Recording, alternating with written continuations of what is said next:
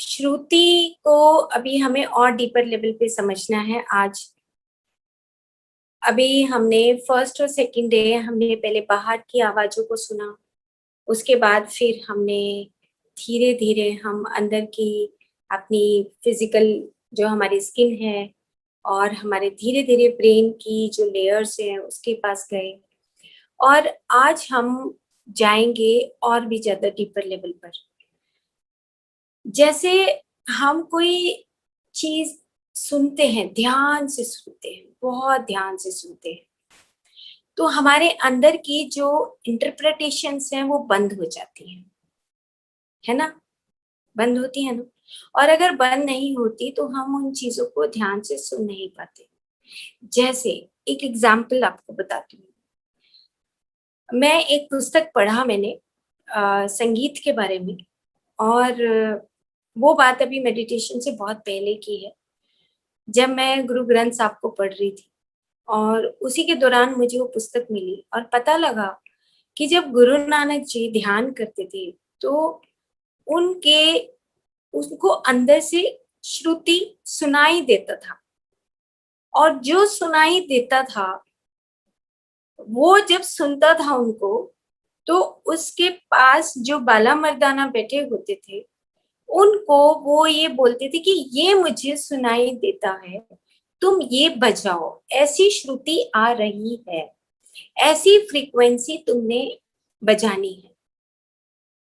अब वो जब मैं पुस्तक पढ़ रही थी, तो उस पुस्तक को पढ़ने के बाद मेरे को अंदर से मतलब एक ऐसे आया कि ऐसे मास्टर्स क्योंकि ध्यान में नहीं आई थी और जब मैं ये पुस्तक पढ़ रही थी, तो उसमें लिखा था कि जब कंटेम्परेरी पीरियड यानी कि आगे का जब समय बदला, तो उसी संगीत को हमने किसी और तरीके से ढालना शुरू कर दिया, अपने एंटरटेनमेंट के लिए। तो चलो हम वो पार्ट को छोड़ते हैं, अभी वो पार्ट हम बहुत ध्यान से सुनते हैं, जहाँ पर उनको एक ओंकार सुनाई देता था, जहाँ पर उनको राग सुनते थे। वो जो राग हैं, जो श्रुतियाँ सुनती थी, उन्हीं श्रुतियों को सुनकर आज का पूरा गुरु ग्रंथ साहब लिखा हुआ है। सेम इसी तरीके से हम सेकंड पार्ट आता है चैनलिंग का। जब आप सुबह ध्यान में बैठते हैं, तो आप क्या करते हैं? ध्यान में बैठते हैं, तो आप सुनते हैं अपने आप को, आपके अंदर से सुनाई देता है, आपको आपके अंदर से दिखाई देता है।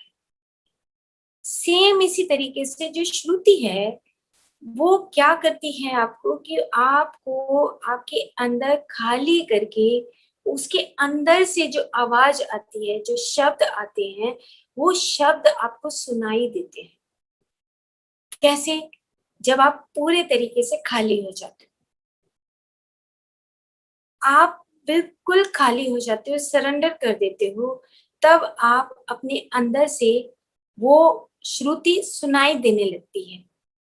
नंबर 3, आपने देखा होगा कि जो पुस्तक है डैना मेरियम की पुस्तक है अनटोल्ड स्टोरी ऑफ सीता माँ, और जो युगों युगों से वो आते हुए उसने अपनी लाइफ की जो जर्नी है, सतयुग की, त्रेता युग की, द्वापर युग की, सारी उन्होंने अपनी जर्नी दी है। कैसे? क्योंकि वो अंदर से श्रुतियों के माध्यम से वो सुनती चली गई कि उसने देखा कि मैं क्या-क्या रही हूँ उस कंटेम्परेरी पीरियड में, यानी कि उस पीरियड में, उस काल में जहाँ पर मैंने जन्म लिया और उसके बाद मैं आगे बढ़ी। 4th बात है कि जैसे चैनलिंग होती है, हम चैनल करते हैं। जैसे मास्टर्स हैं बहुत सारे जो चैनल करते हैं। जैसे बारबरा का पुस्तक है, अ, बारबरा का पुस्तक है, स्टार्स से रिलेटेड पुस्तक है और उसमें क्या होता है कि वो चैनल करती है। चैनल का मतलब उसको सुनाई देता है, पता लगता है कि मैं उस हायर कॉन्शियसनेस के साथ मैं जुड़ रही हूँ। मेरे चारों तरफ जो एक चेतना है, वो मेरे साथ है। ये कॉस्मिक एनर्जी के जो कॉस्मिक एनर्जी का जो आपके चारों तरफ दायरा है ना, उसको किस तरीके से आप ओपन कर सकते हो। और ऐसा नहीं है कि आप ये पहली बार कर रहे हो, ऐसा भी नहीं है, क्योंकि अगर आप ध्यान में हो तो आपकी जन्मों जन्मों की साधना आपके साथ है।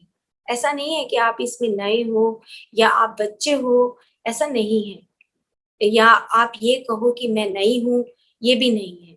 क्योंकि ध्यान साधना में आने का मतलब है कि आप बहुत सारी जर्नीज आप करके आ चुके हो। तो जब हम श्रुति जो है वो क्या है, आपकी कुछ पीछे का जो आपने वर्क भी किया है, रिलेटेड विद किसके साथ कैसे काम किया है आपने, अपनी ब्रह्मांड की चेतना के साथ, ब्रह्मांड की शक्तियों के साथ जो काम किया है, वो भी आपको मदद करती है इस श्रुति ध्यान में। तो आज हम और इंटेंस मेडिटेशन करने वाले हैं। अब मैं उसका छोटा सा बस उदाहरण देके हम उसको शुरू करेंगे। बहुत इंपॉर्टेंट है, और उसको अगर हम 10 मिनट थोड़ा लंबा भी करते हैं तो उसको हम थोड़ा लंबा करेंगे। लेट अस सी कि क्या होता है, क्या प्लान बनता है। अब उदाहरण के तौर पर मैं आपको बता रही हूँ, उदाहरण के तौर पर है कि जैसे हम बहुत इनकार्नेशंस में जन्म लेते हैं और आगे बढ़ते हैं, जन्म लेते हैं और आगे बढ़ते हैं, जन्म लेते हैं और आगे बढ़ते हैं। तो उसमें होता क्या है कि हमारे कुछ इम्प्रिंट्स होते हैं जहां से हम अपनी उस चेतना को एक्सपैंड करना शुरू करते हैं। अपने छोटे से पंखों से बड़ा पंख बनाते बनाते हम एक लाइट बीम की भांति आते हैं।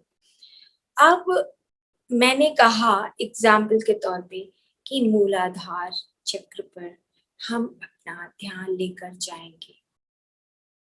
आप ध्यान लेकर गए और उसके बाद ध्यान ले जाने के बाद आपको सिर्फ सुनना है, सिर्फ सुनना है, सिर्फ सुनना है।